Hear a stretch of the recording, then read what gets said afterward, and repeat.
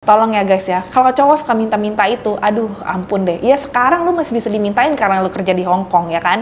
Tapi cowok itu dia harus bisa mandiri secara ekonomi. Karena kepala keluarga yang harus menafkahi keluarga. Bukan yang istri ya, bukan yang wanita. Cowoknya justru yang harus mantep. Nah makanya Anda kalau yang masih jomblo nih ya saudara ya, cari cowok yang bisa kerja.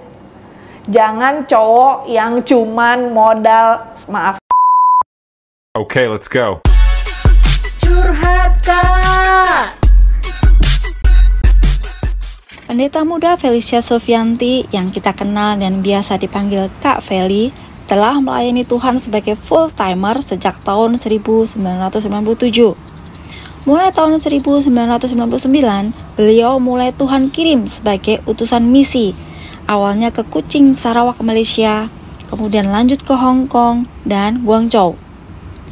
Tuhan pertemukan dengan pasangan hidupnya di Hong Kong, menikah tahun 2003, dan sejak 2004 sampai dengan saat ini tertanam melayani Tuhan bersama keluarga, suami yang akrab dipanggil Ko John dan putrinya Levia di GBI Hong Kong.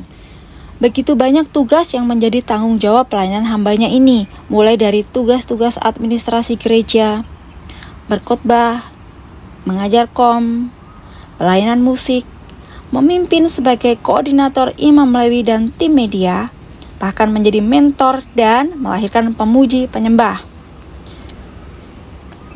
Sebagai pengajar khusus kelas menemukan pasangan hidup di kelas KOM 200, hari ini kita akan berbincang-bincang mengenai topik yang sangat menarik, yaitu tentang love, sex, and dating. Mari kita sambut bersama Kak Feli.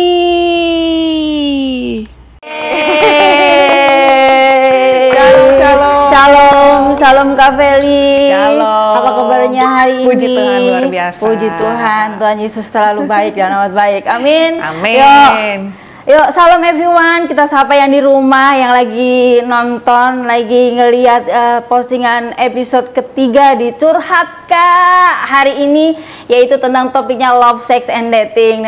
Saya sekali lagi menyapa shalom everyone. Ya, bersama saya Trivena Sujaya yang akan menjadi host kali ini, yang akan berbincang-bincang dengan narasumber kita yang akurat dan terpercaya pokoknya. Nah, dan topik kali ini benar-benar menarik, yang menggelitik gitu ya, yang tentang love, sex, and dating. Ya kan, sangat menarik banget, iya kan Kak Feli, menarik. Bahkan teman-teman yang lagi nonton ini ya sedang menantikan pertanyaan-pertanyaan yang sudah mereka kirimkan. Di tangan saya ini udah ada seberapa lembar-lembar banget. Silakan. Nah, kayak bertanyalah. Nah, mungkin teman-teman lagi menantikan nih, ayo langsung saja kita ngobrol dengan narasumber kita. Yuk, Kak Feli.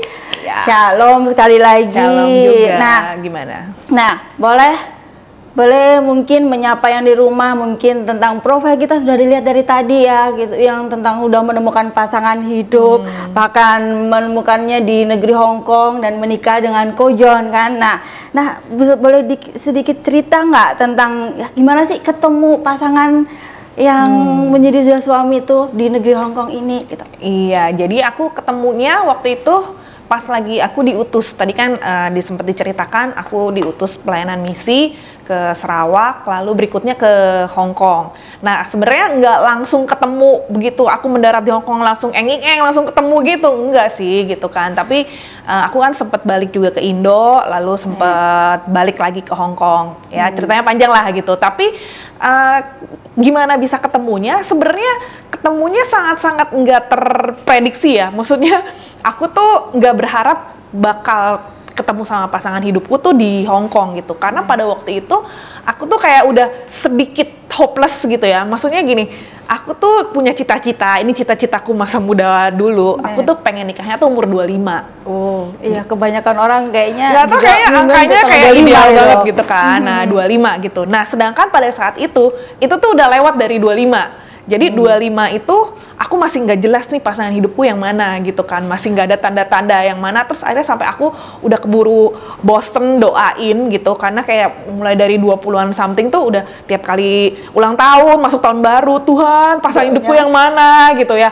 Aku nggak tahu sih teman-teman yang lain yang di luar ada yang begitu juga atau nggak. Tapi aku waktu itu kayak gitu loh. Kayaknya aku juga kayak gitu juga. Kayak ngebet banget gitu kan. Kalau udah mendekati angka 20 ke atas. Iya, kan kayaknya ideal banget gitu kan. Berarti kan tuh kayak masa-masa lagi indah-indahnya untuk kayak ngecengin kiri kanan, aduh yang mana gitu kan. Masa kejayaan nih, terus banyak yang ngecengin juga gitu kan. Nah, jadi udah 25 pada waktu itu tuh masih nggak jelas pasangan hidupku yang mana. Sampai akhirnya aku ngomong sama Tuhan kayak gini, udah Tuhan, aku capek ya doain pasangan hidup mulu kayaknya kan. Nggak ada topik doa yang lain gitu kan.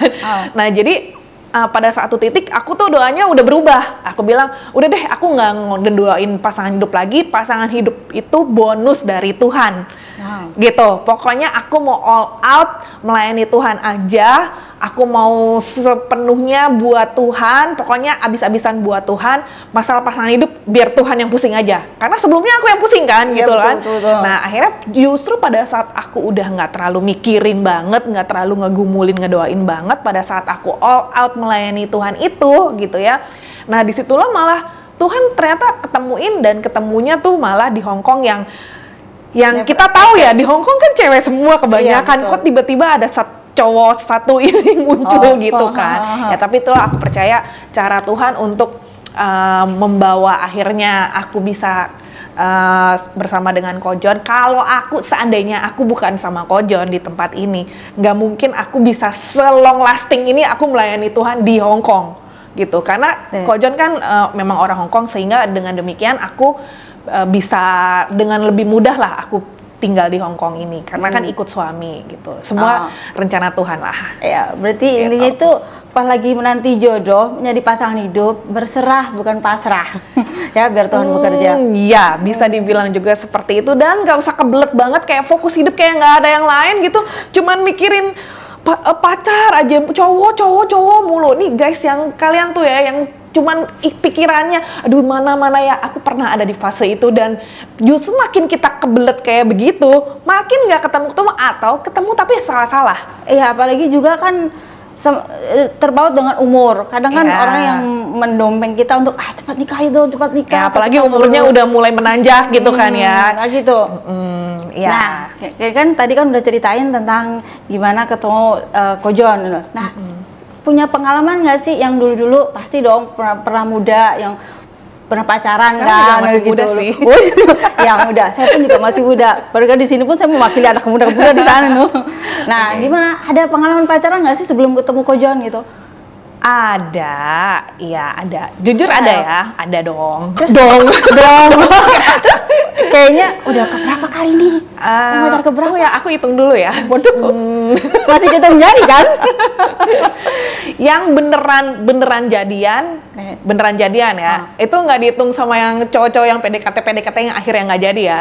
Yang beneran jadian tuh Ko Jon ketiga. Oh, gitu. Itu di umur berapa itu? Aku pertama kali pacaran guys. Ini tidak untuk dicontoh ya. Umur 17. Oh, 17. Oke. Iya, jadi aku pertama umur 17 itu masih aku nggak ngerti lah, namanya masih terlalu cinta monyet lah. Ya, boleh dibilang kayak gitulah gitu. Terus cepet banget pindahnya, ganti orangnya masih di umur segituan juga gitu. Kalau yang 17 yang pertama itu yang pertama sama yang kedua tuh sebenarnya itu rada nge-backstreet. Karena orang tua nggak setujuin lah. Iyalah jelas ya, kalau gue jadi orang tua juga, anak gue umur 17, lu pacaran umur 17 lu mau nikah umur berapa kan gitu. Sekolah aja belum selesai udah pacaran. Gitu kan biasanya orang tua kayaknya ini perlu nih untuk aku ceritain sedikit. Oke. Jadi waktu aku umur 17 itu aku masih sekolah dong. Iya SMA aku masih anak sekolah, 2 SMA pada waktu itu ya. Iya. Nah, jadi kan masih sekolah. Nah, sebenarnya orang tua aku tuh ngajarinnya strict banget. Pada waktu itu dibilang kayak gini, kalau kamu mau sekolah dulu sampai selesai. Kalau mau pacaran, kawin aja sekalian. Nggak usah sekolah. Nah, itu jadi aku tuh diomongin seperti itu sama mamaku gitu. Ternyata udah setelah kami dewasa ini gitu, ternyata bukan ke aku doang. Pada waktu itu aku pikir, oh mama tuh cuman kayak gitu aja ke aku gitu loh. Ternyata ke adikku juga diberlakukan hal yang sama. Dan itu taunya baru beberapa tahun yang lalu, setelah kami semuanya kita udah pada merit gitu, kita baru tahu bahwa oh ternyata si mama nggak cuman ke aku, karena aku merasa waktu itu cuman ke aku doang si mama kerasnya kayak gitu.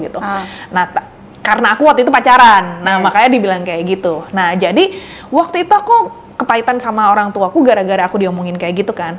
Tapi ternyata setelah semakin dewasa dan semakin ngerti, apalagi semakin bertumbuh di dalam Tuhan, aku ngerti bahwa itu tuh sebenarnya hal yang baik.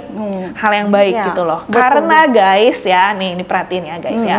Karena kita pacaran itu bukan untuk main-main. Pacaran itu bukan untuk cuman sekedar biar ada temen ngobrol, temen makan bareng, temen hahihi, eksklusif berduaan. Bukan itu konsepnya pacaran gitu loh. Di Alkitab sendiri tuh nggak ada yang namanya pacaran. Langsung tunangan guys, gitu. Jadi artinya masa pranikah yang kita sering kenal sebagai masa berpacaran atau dating ini adalah masa persiapan menuju ke pernikahan. Gitu. Jadi harus punya konsep mau masuk ke pernikahan. Nah, untuk itulah persiapan menuju pernikahannya itu kita berpacaran karena untuk menjajaki satu dengan yang lainnya. Kayak gitu. Nah, jadi harus jelas dulu konsepnya. Ini bakal sampai ke pernikahan nih. Nah, ini bukan main-main gitu. Bukan main-main gitu, bukan cuman sekedar ya memuaskan keinginan sekarang, happy sekarang, sekarang aja gitu loh. Nah, biasanya makanya kan banyak dari pergaulan gitu juga, pacar kamu mana, pacar kamu, otomatis kan kayak dalam pergaulan tuh mengajak, aku juga mau cari pacar dong. Iya, karena temen-temen yang lain udah pada punya pacar, gitu. terus kayak kita FOMO ya kalau nggak punya pacar sendiri gitu kan, kayaknya ketinggalan gitu, kayak banget gitu. Kayak nggak ada. Nah, itu yang aku lakukan di umur 17 itu, karena kayak temen-temen yang lain kayak udah punya pasangan gitu, terus gue belum tuh kayak left behind gitu kan, kayak ketinggalan gitu kan. Jadinya makanya begitu ada yang PDKT gitu, ya udah mau aja gitu. Nah, itu hal yang salah dan tidak untuk dicontoh. Sekali lagi, pacaran itu adalah masa persiapan untuk menuju ke pernikahan. Oke. Tuh, setuju. Nah ini tadi kan Kojon kan yang ketiga nih ya, loh. Gimana sih bisa yakin gitu? Atau enggak dulu gini, kan Kojon kan pacar ketiga nih ya, pernah nanya nggak sih ke suami, Kang Feli ini pacar keberapa dari Kojon gitu? Oh, aku nggak usah nanya, aku tahu. Oh ya, udah tahu luar dalam ya tanpa ditanya. Kalau aku kalau Kojon kan pacar ketiga aku, ya kan? Kalau aku pacar pertama dan terakhir. The first and the last. Karena waktu itu Kojon tuh sempat mikir nggak mau merit. Dia tuh sayang mami banget. Gitu. Jadi dia tuh mau ngerawat maminya gitu kan. Jadi dia tuh sempet bertekad, aku kayaknya nggak mau merit nih, aku jagain mami aja gitu. Ternyata Tuhan pertemukan dengan nggak mau ngomong. Nah, ini kan ketemu pasangan hidup Kojon nih. Nah, pas waktu ketemu pertama kali, the first sight, ada nggak sih rasa jatuh cinta? Nggak ada. Atau gitu? Nggak ada. Terus jujur nggak ada. Rasa cinta itu dari timbulnya pas kapan atau gimana? Itu sama sekali nggak ada. Karena kenapa? Karena sebenarnya itu di luar dari kriteria gua. Jauh dari kriteria aku. Nah, gitu. Nih guys, ini kita belajar banyak nih kriteria apa ini yang sedang kita semuanya yang lagi menantikan pasangan hidup nih bisa belajar banyak. Oke. Jadi tadi kan aku cerita, aku pacar pertama dan keduaku itu masih muda banget dan itu belum mateng lah ya. Nah, dari kesalahan itu aku akhirnya belajar. Jadi aku akhirnya pacaran yang kedua itu yang lebih serius sih sebenarnya. Nah, pacaran yang kedua itu sampai aku awal kuliah, dan setelah putus itu aku bertekad untuk aku tidak akan pacaran sampai aku bener-bener dapet dari Tuhan yang jelas yang mana. Jadi itu aku udah bertobat tuh ceritanya ya. Di pacaran yang kedua ini aku udah ketemu Tuhan secara pribadi, aku udah ngerti lah konsep yang benar tuh harusnya gimana. Jadi aku bertekad tidak akan pacaran sampai ketemu yang benar-benar gitu. Dan aku tepati, aku nggak pacaran tuh setelah itu, walaupun ada beberapa yang mendekat dan aku doain dapat dari Tuhan, enggak, ya udah enggak akhirnya. Jadi nggak ada yang berlanjut tuh setelah aku sama si nomor 2 ini, nggak ada beberapa cowok lagi, tapi aku doa Tuhan bilang bukan, ya udah aku jawabin enggak. Nah sampai akhirnya waktu ketemu Kojon ini, sebenarnya tadi aku bilang di luar dari kriteriaku. Nah aku tuh punya 7 kriteria. Ush, banyak. 7 guys, 7. Ya, 7 kriteria ya guys ya. Tinggi, kurus, putih, kacamata, bisa nyanyi, bisa main musik, bisa khotbah. Itu ya? Karena aku kayak hidupnya di pelayanan banget kan gitu. Jadi kalau tinggi, kurus, putih, kacamata tuh kayak tipe idealku lah. Smart. Ya, pakai kacamata kan kayaknya gimana gitu kan. Look smart gitu kan biasanya gitu. Ya itu preference pribadi lah ya. Nah pokoknya gitu. Tapi yang belakang ini bisa nyanyi, bisa main musik, bisa khotbah. Karena aku kan pelayanan gitu kan. Jadi kayak asik banget ya kalau bisa pelayanan bareng. Terus kita gantian. Karena aku punya tokoh idola favorit, tokoh rohani yang favorit gitu kan. Mereka tuh kalau pelayanan gantian kayak gitu kan, bareng gitu. Kalau yang suaminya khotbah, istrinya main musik, nyanyi gitu kan. Terus bisa gantian, kayak gitulah gitu. Jadi aku berangan-angannya tuh kayak gitu. Nah, kalau berangan dengan kriya itu kayaknya mulus-mulus banget ya. Ya kayaknya kan, banget gitu. Kan ideal banget kan gitu. Betul, terus kan alasannya seolah-olah kan buat Tuhan, bukan buat aku gitu kan, buat Tuhan. Jadi aku maunya yang kayak gitu. Nah, jadi aku kan ngincernya pasti yang di gereja, nggak jauh-jauh dari gereja gitu kan. Jadi kalau ketemu yang kayak gitu, itu tuh yang bisa bikin aku kelepek-kelepek tuh yang kayak gitu loh. Pokoknya yang kayak berkarisma di gereja, kayaknya kalau udah di mimbar tuh kayaknya wah gitu loh. Kayak gitu. Pokoknya nggak peduli dia di bawah mimbar gimana, kalau di atas mimbar tuh kayaknya kan punya karisma tersendiri gitu kan. Nah jadi hanya yang begitu-begitu yang kira-kira bisa menarik perhatianku gitu. Nah tapi ternyata nggak ada yang waktu aku doain lagi nggak ada yang oke dari Tuhan kan. Dari 7 kriteria tadi? Nggak ada gitu.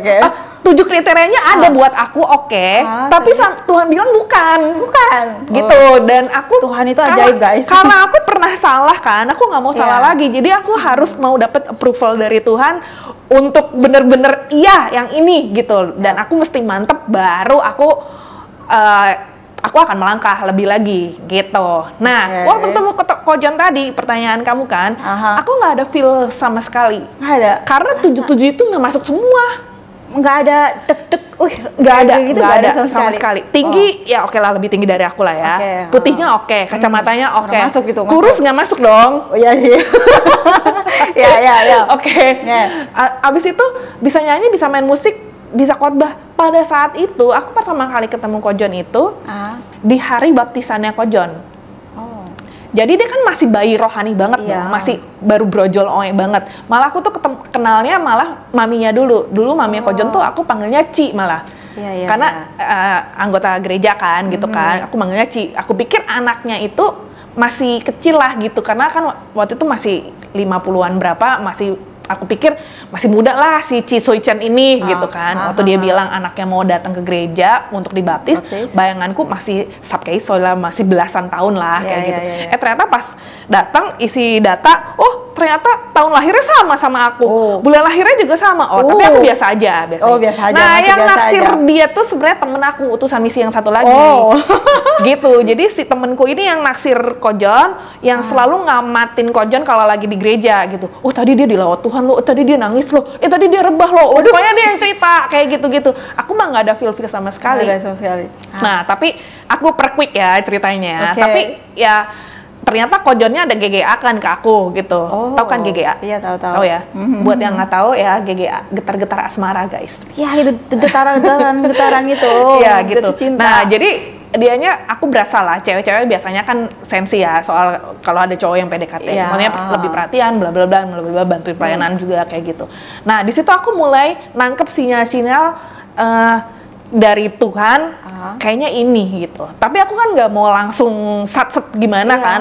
Lagi pula juga aku mikirnya, Tuhan aku kan maunya gini, ini mah jauh banget gitu kan, nggak ada. Terus sama temenku yang satu lagi, temenku bilang, ya sekarang dia belum, tapi dia udah khotbah dengan hidupnya gitu kan. Dia gini-gini, ya nanti bisa main musik, nyanyi, bisa belajar lah kayak gitu. Pokoknya temenku udah digitu-gituin gitu kan. Nah, singkat cerita aku doa minta tanda sama Tuhan gitu. Nah, jadi ini salah satu hal yang penting juga saudara ya. Jadi waktu kita pengen tahu ini tuh dia pasangan dari Tuhan atau enggak, perlu juga berdoa, minta tanda. Dan kalau minta tanda, jangan yang terlalu gampang, minta yang susahan dikit. Susah itu kayak malah. Berani nggak minta yang susah? Kan Tuhan Susah. maha segala-galanya, Tuhan bisa jawab. Iya sih, kalau susah itu sesuai dengan kesukaan kita.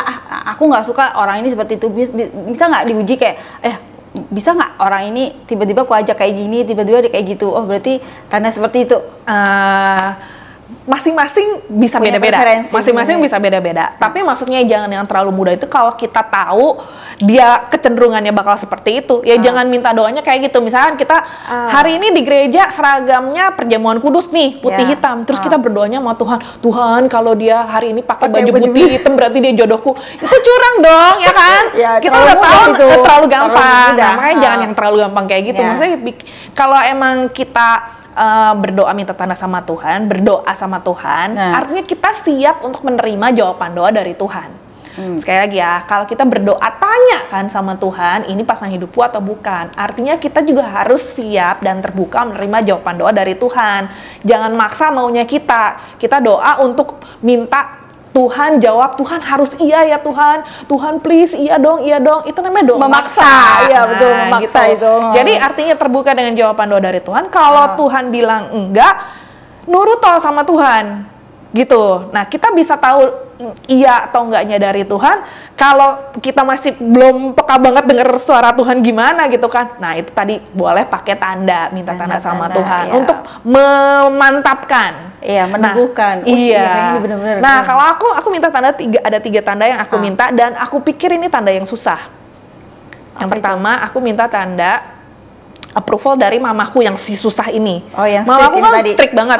Karena yang sebelum-sebelumnya, yang si pelayanan-pelayanan di gereja, si beberapa kandidat yang pernah mendekat juga, si mamaku tuh no semua. Padahal semua tuh orang gereja semua, orang pelayanan semua, tapi mamaku tuh udah ketemu orangnya pun pada nggak oke gitu loh, nggak ada yang lolos sensor lah istilahnya gitu, nggak ada lulus audisi tuh nggak ada gitu loh.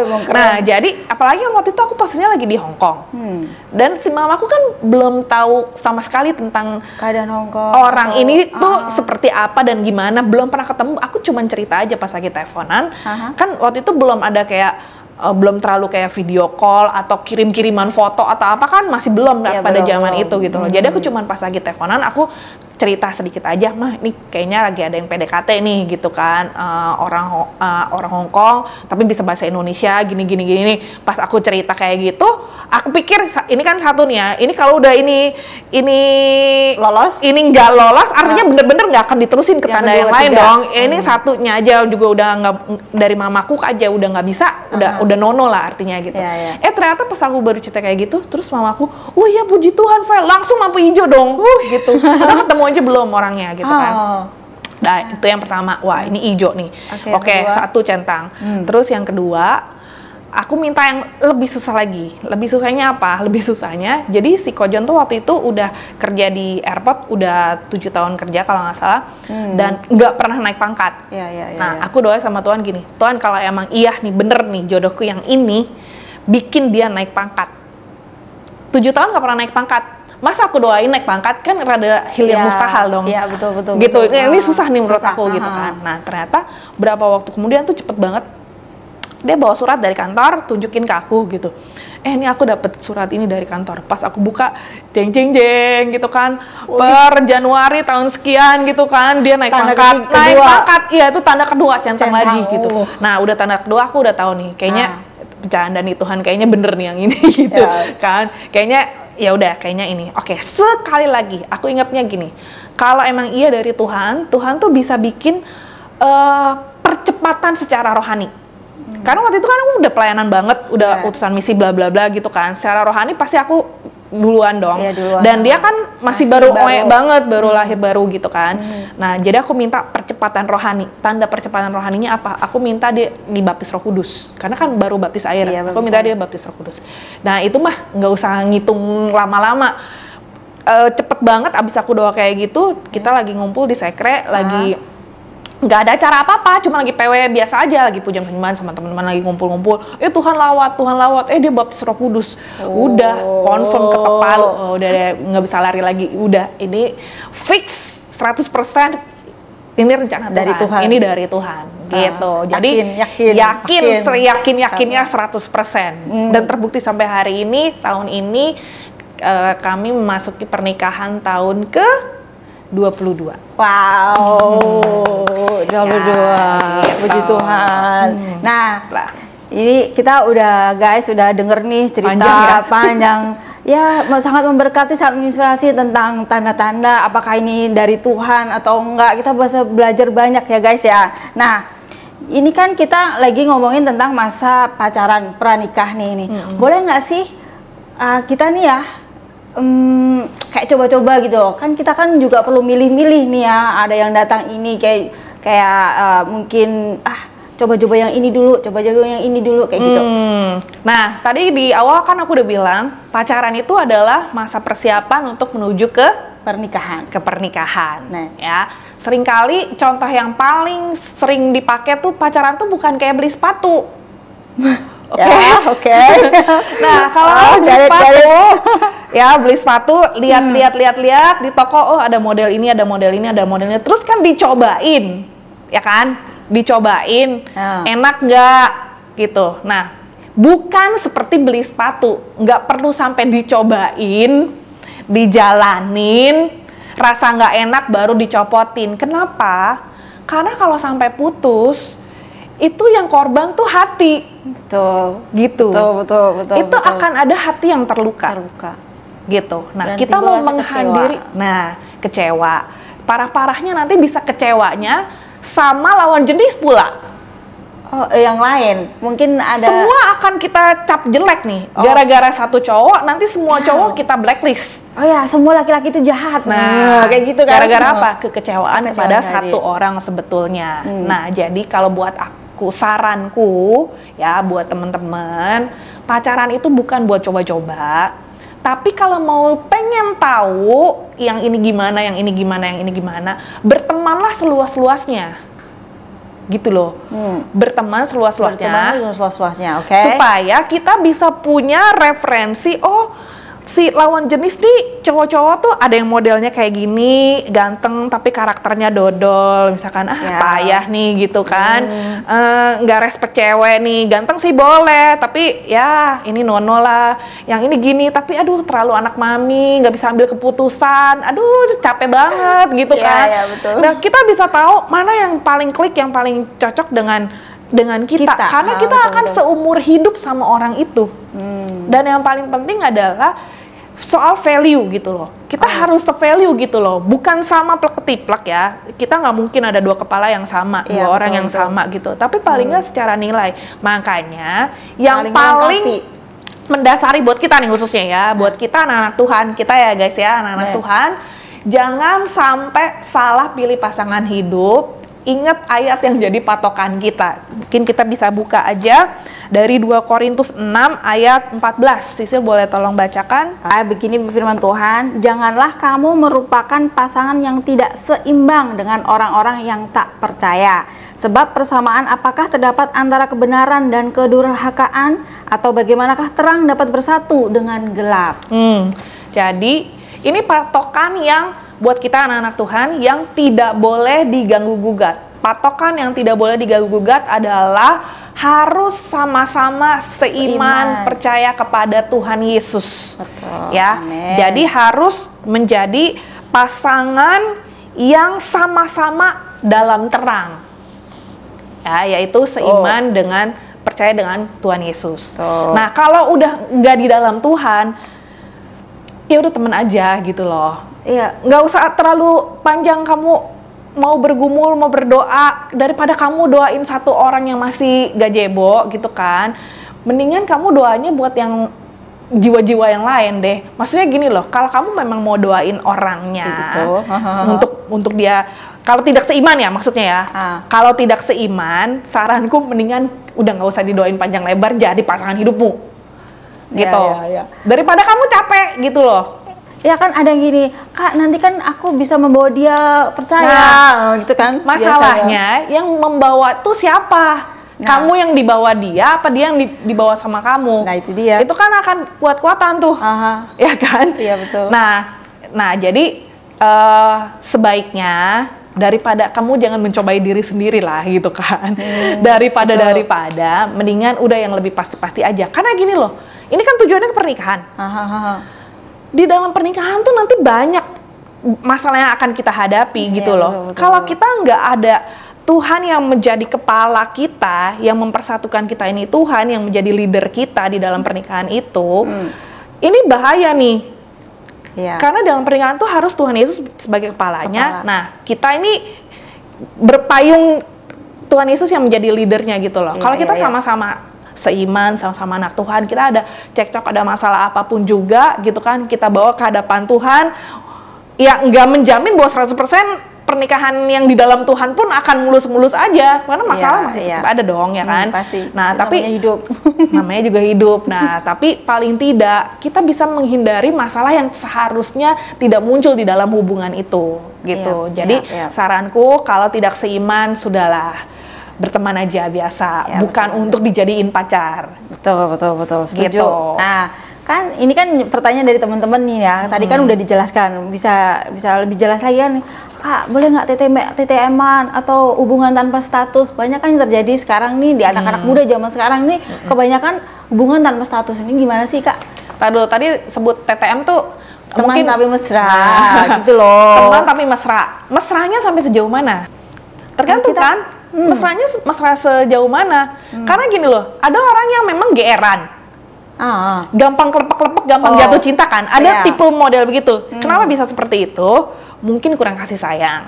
Bisa jadi. Ya kan? Sehingga kalau ada yang sebenarnya nggak sampai mesra sih, tapi dia berbunga-bunga sendiri aja gitu. Maksudnya kegeeran sendiri aja gitu loh. Sebenarnya nih cowok memang sama semua orang juga sama kayak gitu, cuman kita yang salah menerjemahkan, salah nangkap gitu kan. Terus nanti kita jealous sendiri gitu, itu capek loh. Ya iyalah. Makanya daripada kayak gitu, nyambung lagi tadi ada apa? Hubungan tanpa status. Tanpa status. Nah, status itu kalau menurut aku itu perlu diperjelas. Kalau supaya nggak berdarah-darah sendiri, sakit hati sendiri ya nggak sih? Kan harus diperjelas ini. Nah, gitu. Kalau dari cowoknya nggak ada pernyataan apa-apa dan ini nggak jelas nih hubungan kita nih sebagai apa, ya berarti lu nggak punya hak buat jealous dong. Iya betul. Ya nggak? Nah makanya perlu diperjelas ini hubungan kita tuh sebagai apa, gitu. Yang masih statusnya TTM-an, apakah yang salah satu pihak merasa ini hubungannya lebih spesial? Ya, betul. Apakah cuma satu pihak yang merasa lebih spesial, yang lainnya tidak? Itu kan akhirnya jadi bertepuk sebelah tangan. Iya, betul. Ujung-ujungnya nanti gini loh, aku nggak pengen ujung-ujungnya tuh ada hati yang disakiti. Iya. Atau kita yang memberikan kesempatan untuk hati kita disakiti.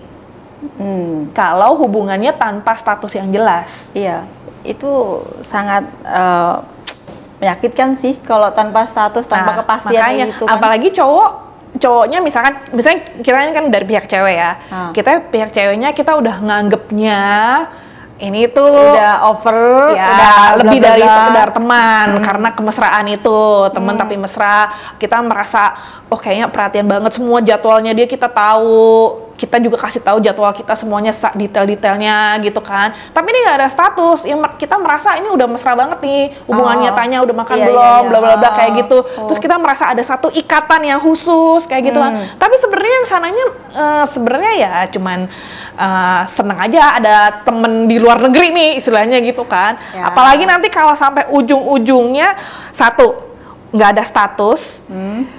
Tapi yang di sananya minta apa-apa sama yang di sini, terus karena kita merasa ada hubungan yang khusus, terus kita kasih lah, terus orangnya pergi misalkan gitu, udah minta segala macem nih, makanya jangan sampai kayak gitu. Ya kita jadi perempuan harus pintar-pintar guys.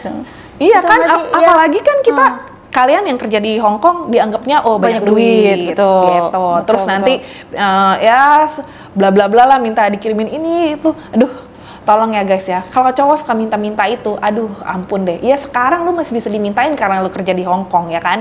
Tapi cowok itu dia harus bisa mandiri secara ekonomi, karena kepala keluarga yang harus menafkahi keluarga, bukan yang istri ya, bukan yang wanita. Cowoknya justru yang harus mantep. Nah makanya Anda kalau yang masih jomblo nih ya saudara ya, cari cowok yang bisa kerja, Jangan cowok yang cuman modal, maaf. Serius? itu benar-benar itu lebih keras itu. Lah, tapi ya, emang harus kayak itu. Lah, lu modal ganteng, lu modal fisik doang, ya kan? Tapi lu nggak bisa kerja, terus ceweknya yang disuruh rodi, kerja keras, kita yang kerja keras. Terus nanti kita tinggal, terus nanti dia kau-kaucen, dia macem-macem di Indonesia nggak ada, kita kan ada kedua, ketiga, dan keempat. Capcay dong, ya kan? Jadi sekali. ngapain lu hidup buat menyusahkan diri sendiri, ya kan?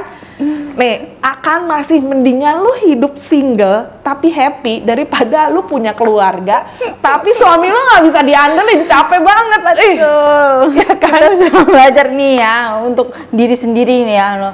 Meskipun sekarang ini kita lagi single, udah be happy with your status gitu. Dengan status kita, dengan ya happy ya, saat kita melayani Tuhan ya udah happy dengan Tuhan. Makanya ya itu tadi balik lagi ya.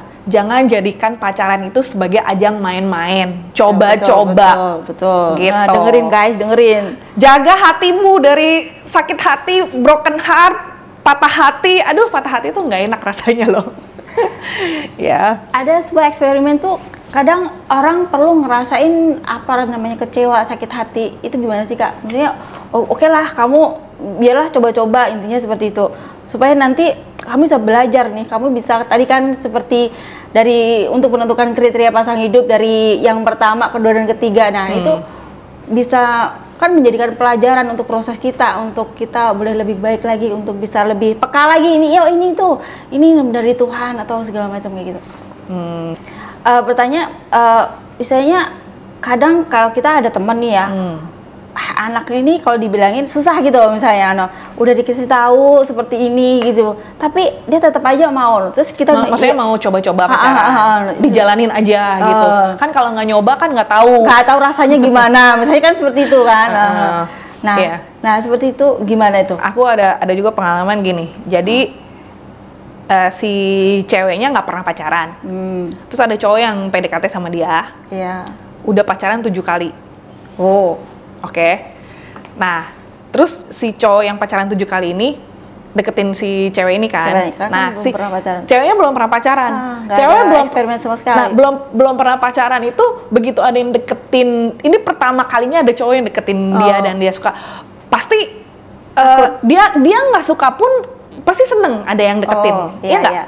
Betul. Ya kan cewek kalau kita nggak, sebenarnya kita ini nggak masuk kriteria gue sih sebenarnya gitu. Tapi karena satu-satunya cowok yang deketin dia gitu kan, akhirnya ya udah gue oke aja gitu. Gitu. Jadi sebelum jadian pun, ini pacarannya udah kejauhan nih. Ini belum ngomong jadian loh. Gitu. Sebenarnya aku sempat kasih nasihatnya adalah kayak gini. Kamu siap nggak jadi orang ke-8? Iya juga kan udah ke-7 tadi. Ke-7 loh. Nah, ke-7 itu kan berarti udah banyak ya. Berarti udah banyak kan pengalamannya. Nah, itu perlu diselidiki nih. Kalau si cowoknya pacarannya terlalu banyak, dia tuh dulu putusnya gara-gara apa? Ya kan? Kemungkinan salah satunya juga si cowoknya yang bermasalah gitu loh. Ya, seperti playboy lah. Ya, nggak bisa komitmen yang serius. Ini dalam Tuhan loh. Aku nggak ngomong ini di luar Tuhan. Ini dulunya dalam Tuhan gitu. Nah, jadi kamu siap nggak jadi orang yang ke-8 gitu. Tapi namanya udah lagi kelepek-lepek ya, never mind, nggak bisa diomongin kan. Iya. Ya kita banyak temen kayak gitu lah. Kalau udah lagi kayak apalagi di awan-awan gitu, bunga-bunga. Ya udah, kita sebagai orang luar kita cuma bisa kasih nasihat dan mendoakan. Kan keputusannya kepada yang bersangkutan. Kita cuma kasih tahu, oke, kalau kamu sama dia plusnya gini, minusnya gini. Lu masih mau jalanin, ya terserah, lu siap ya. Dan kita juga siap menerima nangis-nangisnya dia nanti kalau dia sampai kenapa-napa curhat itu. Gitu. Tapi kalau sampai udah terjadi sampai akhirnya misalkan gitu kan, misalnya sampai akhirnya putus, nangis-nangis gimana, paling enggak dia udah punya pengalaman sehingga nanti berikutnya dia akan bisa lebih terbuka lagi. Kayak aku ya. Aku udah pernah salah. Jadi abis itu aku lebih berhati-hati dan lebih serius gitu. Dibandingkan kalau belum pernah sama sekali. Nah itu belum pernah itu tuh karena belum pernah. Jadi ada siapapun juga ya udah oke aja. Diiyain aja gitu kan. Gitu. Nah, itu kan rada bahaya sebenarnya untuk masuk kepada jenjang pernikahan yang seharusnya pernikahan itu kan juga kan seumur hidup. Nah, untuk serius menuju yang seumur hidup ini, kita jangan sampai kayak beli kucing dalam karung gitu kan, asal cap-cip-cup aja. Jadi sungguh-sungguh perhatikan baik-baik gitu, bawa dalam doa, digumulkan, lihat kriteria karakternya gimana. Nah gitu guys, dengerin, ini buat belajar buat kita ya. Nah kalau nih, ini satu lagi aku lagi ingatan ya. Kalau sekarang mungkin si cowok ini masih belum sukses. Tapi dia cinta Tuhan, dia mau dia bekerja keras, pasti berkat Tuhan turun kok. Sekarang belum, one day dia pasti akan sukses. Kalau apa? Kalau dia cinta Tuhan dan punya karakter yang bagus. Betul. Tapi kalau dia hartanya banyak, satu hari harta doang nggak bisa kita andelin, harta bisa habis. Kalau dia nggak bisa mengelolanya. Iya betul. Gitu. Jadi ya banyaklah cara memandangnya. Nah gitu guys.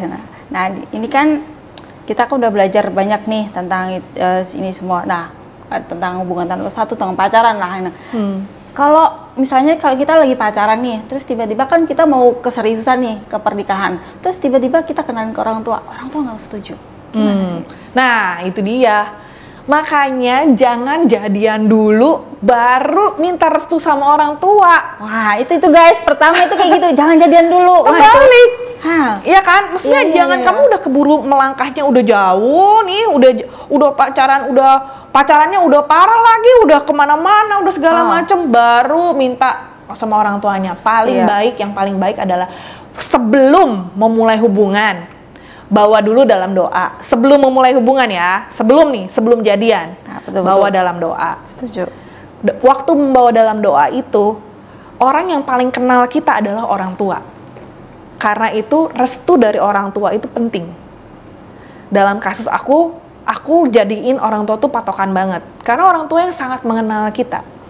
Orang tua juga yang tahu kapan waktu yang terbaik untuk kita memulai satu hubungan yang khusus, lebih serius ke masa persiapan mau pernikahan. Makanya orang tua aku bilang aku umur 17 jangan pacaran dulu. Nggak boleh nikah dulu. Iya, karena orang tua aku tahu ini anak masih masih pingin gitu kan, masih belum ready banget lah gitu kan. Tapi waktu orang tua itu sangat mengenal kita, dan restu dari orang tua tuh penting lah gitu. Apalagi kalau tujuannya mau masuk dalam pernikahan, ini kan bukan hanya kita dengan pasangan kita yang akan dipersatukan, tapi dua keluarga besar itu akan dipersatukan. Gitu. Jadi makanya restu dari orang tua tuh penting banget. Aku punya pengalaman dari temenku ya. Temenku tuh dia si keluarga dari yang perempuan, jadi dua-duanya ini mentorku dulu waktu aku di departemen musik. Si yang keluarga yang wanitanya ini nggak setuju. Terus mereka pacaran, nggak setuju, nggak ada restu orang tua. Karena pada waktu itu si yang cowoknya tuh masih kuliah, dan yang ceweknya tuh umurnya di atas. Lebih tua. Beda 3 atau 4 tahun lah kayak gitu. Nah jadi si cowoknya masih kuliah, otomatis belum kerja kan.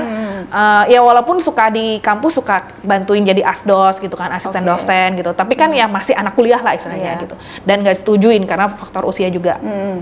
Nah dengan nggak disetujuin ini, mereka mentorku ya. Jadi mereka serius dalam Tuhannya juga gitu. Oke, ternyata waktu udah tahu nggak disetujuin, yang mereka lakukan ini bagus untuk bisa jadi contoh keteladanan ya. Yang mereka lakukan adalah mereka nggak bablasin mereka pacaran, enggak. Mereka tetap berteman seperti biasa aja, berteman biasa aja, sama dengan berteman dengan teman-teman. Tapi masing-masing mereka berdoa. Mereka bawa dalam doa, mereka berdoa sampai mereka tunggu sampai akhirnya si cowoknya udah lulus dan udah kerjaannya udah lebih mantep. Ngomong lagi sama keluarga si ceweknya, kan keluarganya lihat keseriusannya si cowok ini gitu kan, dan dia juga udah lebih mapan lah istilahnya kan, udah lebih bisa diandalkan gitu. Akhirnya izin turun. Setelah izinnya turun, restu dari orang tuanya dapet, tapi mereka harus nunggu berapa tahun tuh sampai akhirnya udah mateng. Tapi karena masing-masing bawa dalam doa, mereka yakin dapat dari Tuhan walaupun orang tua masih belum menyetujui. Mereka tunggu waktunya Tuhan. Tunggu waktu yang terbaik sampai akhirnya udah satu-satu cepet langsung merit. Dan sekarang mereka udah punya anak. Bener jadi berkat nih. Tuh guys, restu orang tua itu nomor 1 guys, supaya pernikahan nanti kita diberkati. Amin. Gitu. Nah, ada case lagi nih dari teman-teman ya yang bertanya gitu. Dia kayak punya trauma gitu loh. Kayak mungkin pernah diselingkuhin atau dikhianatin lah istilahnya seperti itu. Nah, dia itu lagi pacaran, terus dia tuh nggak yakin ini. Gimana sih bisa yakin supaya tahu ini ya orang ini atau pasangan ini tuh nggak bakal nipu lagi gitu, nggak selingkuh lagi kayak gitu. Nggak ada yang bisa menggaransi. Iya sih, kalau menurutku. Iya kan? Iya. Apa mengharapkan apa dari orang lain coba? Kita kan nggak bisa ngontrol dia. Iya, mungkin kita bisa lihat dari karakternya.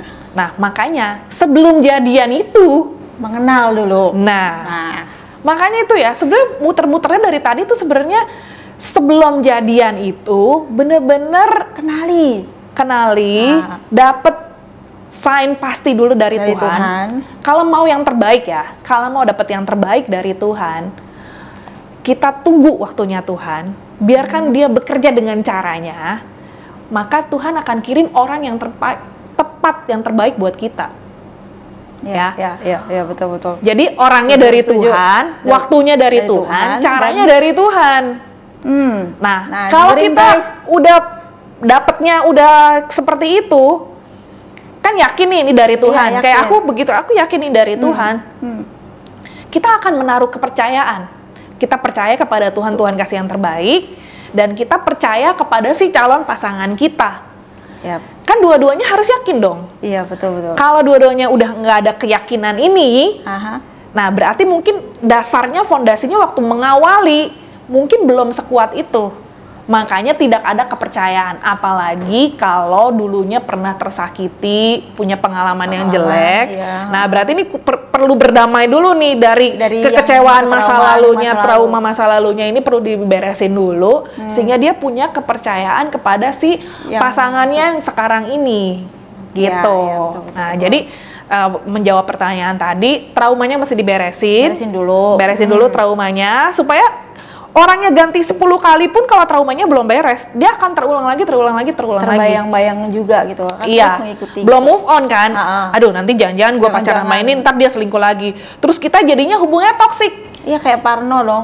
Dikit-dikit curiga, Dia like status cewek lain aja, dia langsung kamu ada apa-apa ya sama dia? Kamu kan nggak ada kepercayaan kan? Tapi kalau kita percaya aja, maksudnya kita yakin ini yang dari Tuhan. Kalau kita yakin ini dari Tuhan gitu, kita akan, karena kita percaya Tuhan kasih yang terbaik, kita juga akan percaya kepada si calon pasangan kita. Ya. Demikian juga dia akan percaya sama kita. Apalagi nih kalian kan pada LDR-an kan kebanyakan. Iya, kan di sini kan nggak ada itu sang Adam kan, jarang kan istilahnya. Nah, kebanyakan LDR-an. Nah, ada ini kan ada lagi nih ya. Kan pacaran kan kita untuk menuju ke pernikahan nih ya. Nah, kalau kita dibaradekon nih, kalau kita milih nih ya, ada pertanyaan itu seperti ini. Lebih baik kita dicintai atau mencintai, sedangkan kita tuh B aja gitu. Biasa aja, B aja itu mesti gitu. Baik lagi ya, kalau tadi pasangannya dari Tuhan, dua-duanya pasti saling. Iya sih. Ya kan? Harus dua-duanya dong. Iya. Nggak bisa guanya yang capek, effort guanya abis-abisan cinta mati sama dianya biasa aja. Terus atau dianya cinta mati-matian, kitanya yang biasa aja. Tapi sih, kita kan cewek ya. Iya. Cewek tuh akan lebih mudah belajar mencintai sih. Oh. Ya nggak? Iya, karena kan cewek kan pakai perasaan. Iya, betul. Kalau cowok kan lebih pakai logika ya. Pakai logika. Nah, secara teorinya lebih bagus si cowoknya yang cinta banget sama kita bisa belajar mencintai pelan-pelan. Ya. Gitu. Dibanding kita capek. Kitanya udah effort banyak. Kitanya udah habis-habisan, apalagi kalau sampai akhirnya kita kepancing untuk ngorbanin brol-brolan banyak. sama dia gitu loh. Kita kirimin duit, kita kirimin nanti laptop dirayu untuk masa kirimin depan, segala macam. kasih. Wah, itu jangan sampai. Kalau masih pacaran, saudara nggak usah kirim-kirim macam-macam lah. Kalau mau kirim-kirim, si cowok yang harus kirim buat kita, bukan kita yang kirim buat cowok. Oke? Ya kan? Kenapa harus kita yang kirim buat dia coba? Soalnya rayuannya itu kadang mayat gitu. Ini untuk masa depan nanti kalau kita udah menikah, ayo kita bangun ini, kalau itu rayuan laki-laki itu seperti itu loh. Jadi itu Oke, kalau mau bangun boleh, tapi cewek-cewek bukan berdua. Kamu Tapi ya sama-sama. maksudnya gini loh, kan belum tentu kan? Belum tentu Iya. kamu pasti 100% Iya, akhirnya betul. jadi sama dia, masih pacaran kan gitu. Nah, kalau udah menikah ya beda cerita lah ya. Dua Iya. udah jadi satu, keuangan juga mungkin bersama-sama kan gitu Iya, kan. Nah, kalau mau membangun sama-sama membangun tujuannya ke pernikahan, makanya itulah muter-muter balik lagi udah harus fix dapat dari Tuhan dulu.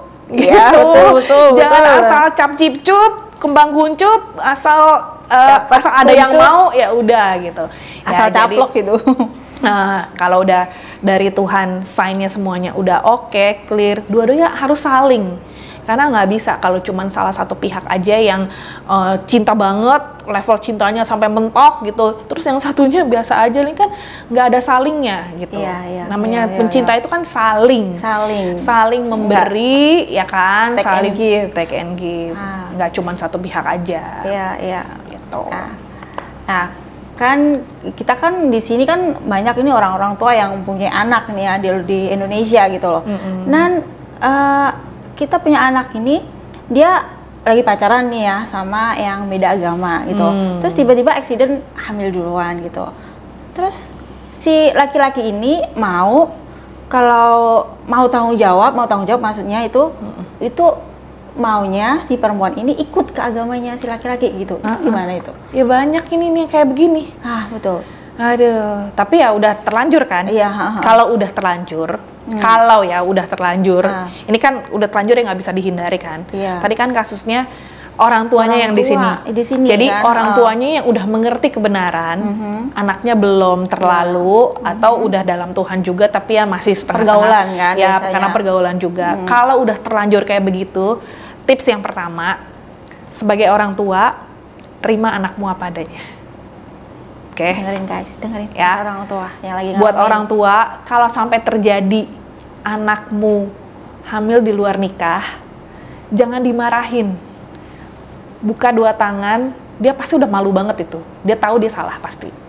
Tapi buka tanganmu, rangkul, terima anakmu apa adanya. Karena yang udah terjadi nggak bisa di rewind, Iya, nggak bisa diulang lagi, nggak bisa mundur lagi. Yang terjadi sudah terjadi. Iya. Juga jangan keluar kata-kata kamu bikin malu keluarga. Itu namanya nggak mendidik tuh. Ya, Kamu marahin karena keluarga, karena mukamu, karena kamu yang malu gitu loh. Tapi satu, sambut dia, Sambut, terima dia. terima. Pikirkan solusinya ke depan gimana. Yang kedua, kalau boleh aku saranin, jangan gadaikan Tuhan Yesus demi menjaga muka keluarga. Karena keselamatan itu kekal. Jadi kalau dia mau bertanggung jawab, pihak sana mau bertanggung jawab, tapi syaratnya kamu harus masuk ke sana. Kalau buat aku ya, lebih baik itu anak kita rawat sendiri, bayinya lahir tanpa ada bapaknya. Lebih baik begitu, asalkan tetap bisa menjaga iman kepada Tuhan Yesus. Yang nilainya berguna untuk kekekalan kita. Bukan hanya sekarang aja gitu. Bukan hanya sekarang aja. Nah, ya. Lebih baik seperti itu. Ya. Gitu. Akan lebih baik lagi kalau hal ini nggak sampai kejadian. Oh betul sekali. Kita pasti nggak ada Iya kan? pengharapan anak kita terus tiba-tiba hamil duluan terus seperti makanya ini tadi kalau diurut-urutin lagi ke depan-depannya lagi tadi sono. Kalau udah nggak seiman, udah nggak usah kasih kesempatan. Betul. Itu kan bikin masalah sendiri namanya. Iya betul. Karena kalau udah kita nih sama-sama dalam Tuhan, sama-sama pasangan yang sama-sama takut akan Tuhan, mereka ingat kameranya Tuhan, CCTV-nya Tuhan tuh ada di mana-mana. Iya. Sehingga bisa menjaga hubungan berpacaran yang kudus. Iya, bukan kudis. Nah, kalau pacaran jangan di tempat gelap, pasti tengah-tengahnya ada Tuhan Yesus. Kayak gitu. Ya kan? Nah, ada gini. Kan orang tua ini kadang kasihan sama anaknya yang udah kayak gini, mungkin nangis-nangis atau pengen nikah. Ada case juga anak ini tuh oke lah, nggak apa-apa gitu loh, menikah di sono, tapi setelah menikah jalanin agamanya masing-masing gitu loh, misalnya seperti itu. Gimana itu? Ada yang seperti itu. Kayaknya banyak ya yang kayak gitu.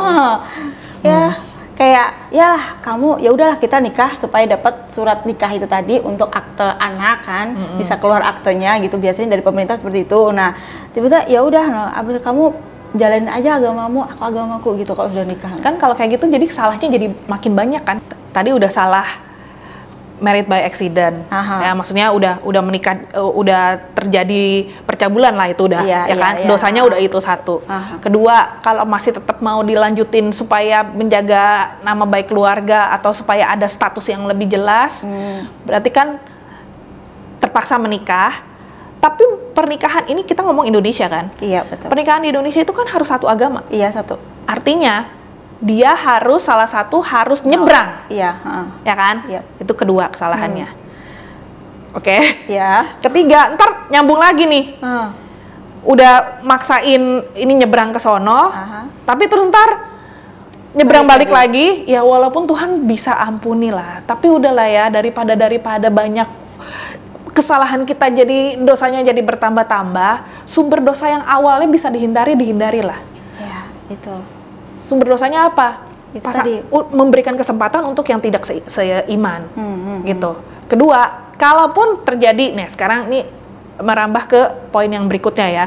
Semoga ini jadi poin terakhir ya dalam hal pacaran ini. Kenapa bisa terjadi married by accident? Sebenarnya married by accident is not accident. Pasti karena dua-duanya gatel. Ya. Kalau accident itu kan nggak ada perencanaan, gubrak gitu kan. Iya. Kalau sampai bisa hamil itu kan pasti ada prosesnya pelan-pelan dong. Iya, betul. Kedua belah pihak pasti kan dua-duanya sama-sama doyan lah istilahnya gitu. Nah, ada dong yang doyan. Jadi saudara ya, untuk menghindari hal-hal yang tidak diinginkan seperti kayak gini, saranku untuk Anda yang berpacaranlah yang kudus. Ya, pacaran yang kudus tuh kayak apa? Nah, ntar pertanyaannya bisa jadi panjang nih. Gandengan tangan boleh nggak? Iya, gimana? Ciuman boleh nggak? Ya kan? Bisa kasih pedoman nih untuk pacaran kudus tuh kayak apa gitu loh. Kan kita juga harus jaga diri nih ya, supaya nanti nggak terjadi hal-hal getaran-getaran yang kesono gitu maksudnya. Kan bisa kasih pedoman nggak sih Kak yang untuk yang tidak boleh dilakukan di pasangan yang sudah menikah, ya tidak boleh dilakukan. Ya. Nah, tahu ya ke situ ya. Hubungan intim suami istri, kalau belum suami istri tidak boleh dilakukan, udah pasti. Oke. Nah, untuk bisa menjaga hal itu tidak terjadi, kita perlu menjaga diri. Kenapa bisa terjadi ke sono? Pasti itu ada intro-intronya. Iya, pasti. Ya kan? Tangan dulu atau gimana gitu ya. Ya kan itu ada step by stepnya. Nah, makanya kita menjaga kekudusan dalam berpacaran itu, jangan kasih kesempatan sama iblis. Ya, sedetail-detailnya mau gimananya itu, mana yang boleh dan mana yang nggak boleh, kamu tahulah rambu-rambunya.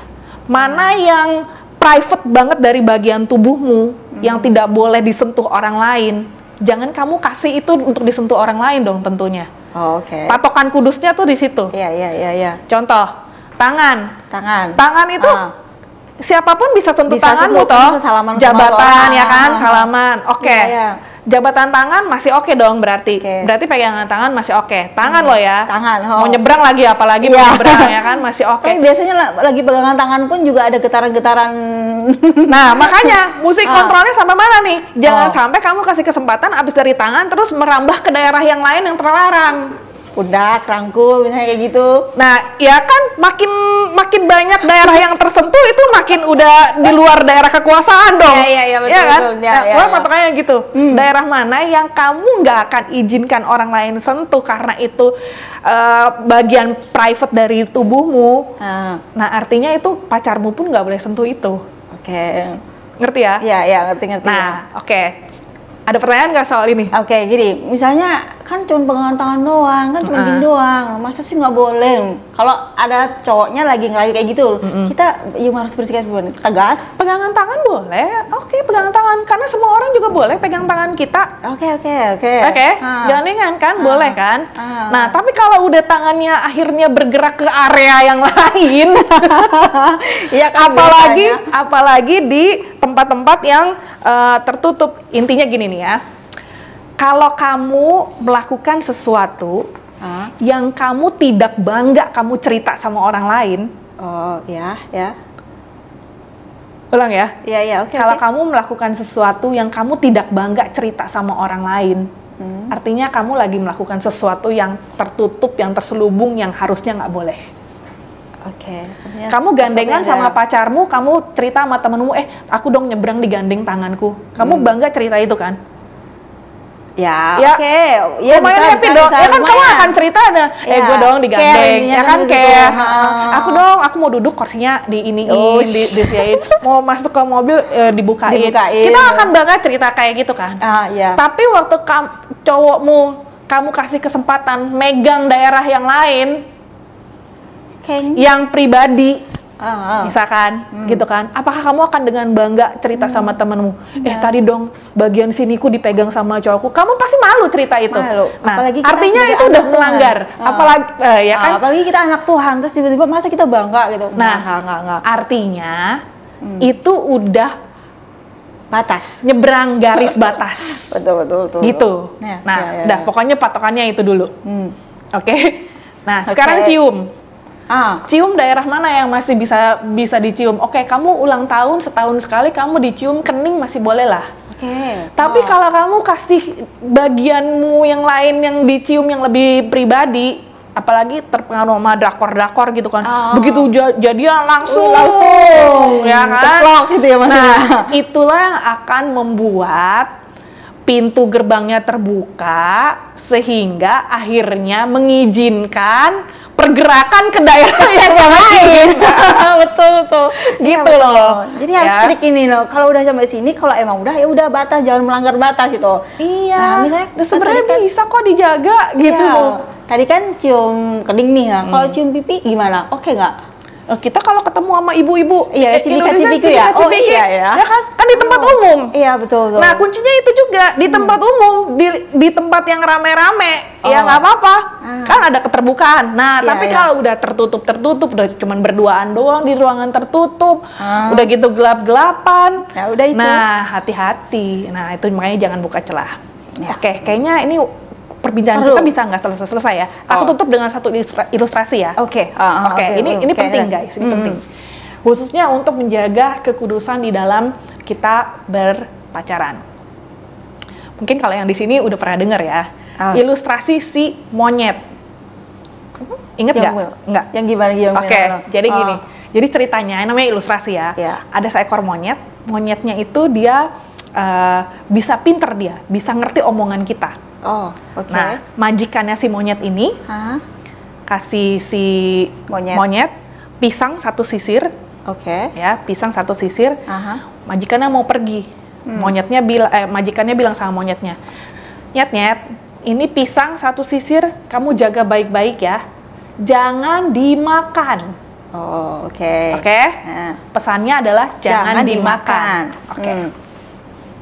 Terus monyetnya, ya siap.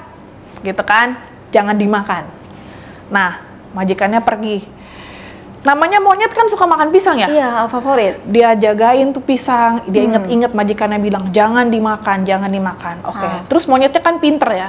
Monyetnya dia mikir, dimakan nggak boleh, tapi dideketin boleh dong. Dia mulai deketin pisangnya. Abis dia deketin, yang penting kan nggak dimakan. Dia mulai ngapain? Dia mulai cium-cium. Wah, goda ini. Wangi nih pisang, aduh enak banget dia cium. Wah, wanginya. Abis dia mulai cium, nggak tahan, dia pegang. Kan yang penting nggak dimakan ya kan? Dia mendekat, dia cium, dia pegang lah tuh pisang. Lama-lama, karena dia nggak jaga diri nih, yang tadinya pesannya majikannya bilang jangan dimakan, karena dia memberikan kesempatan. dia buka celah dengan apa? Dia mulai mendekat.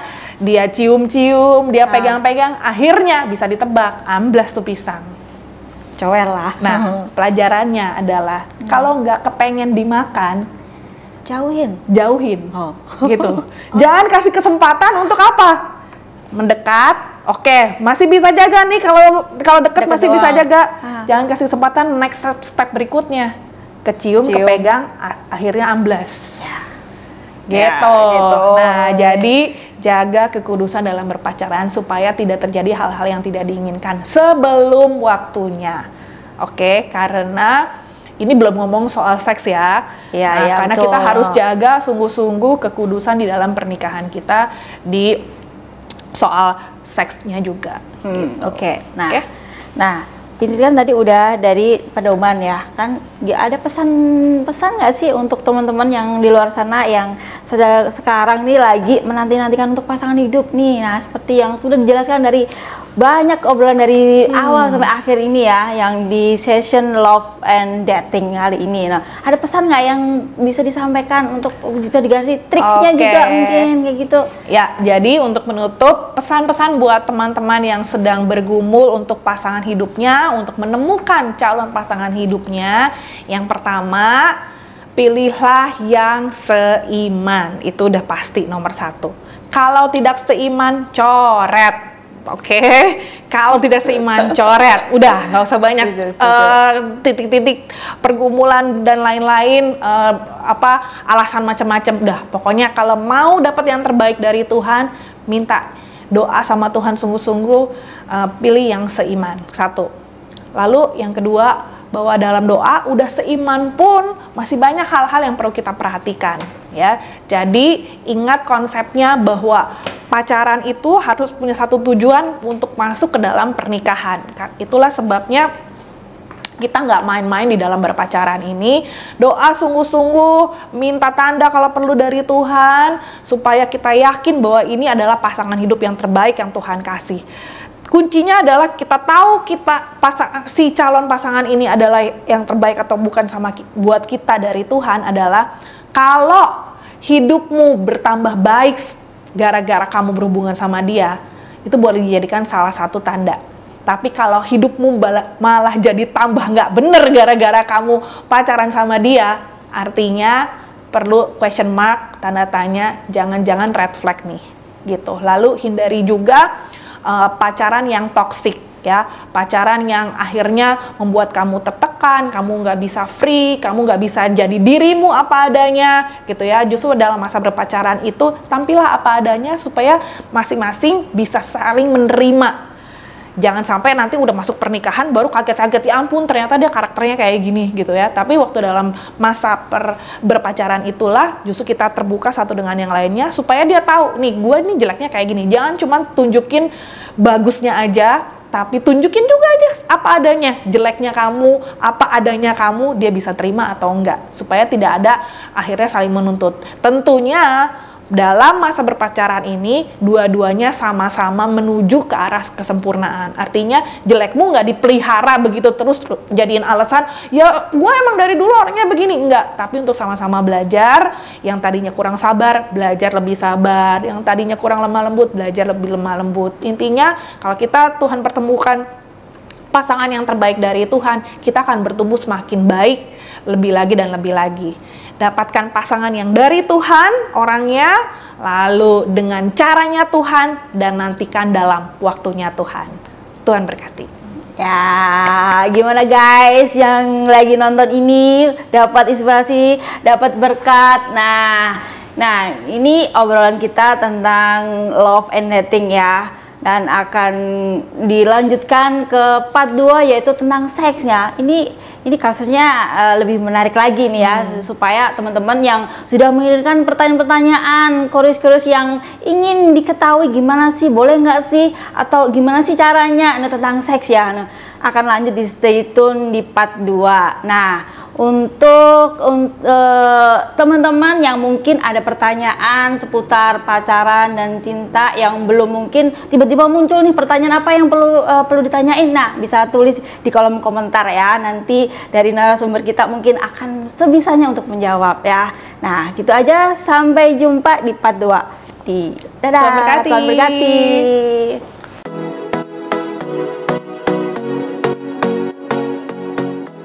Tujuan seks, Tuhan ciptakan seks ini di dalam pernikahan, ya, bukan di luar pernikahan. Jadi kita harus bisa memisahkan apakah ini di dalam pernikahan atau di luar pernikahan. Semua aktivitas seksual apapun di luar pernikahan itu jelas adalah dosa. Iya. Kuncinya ini, back to the Bible aja.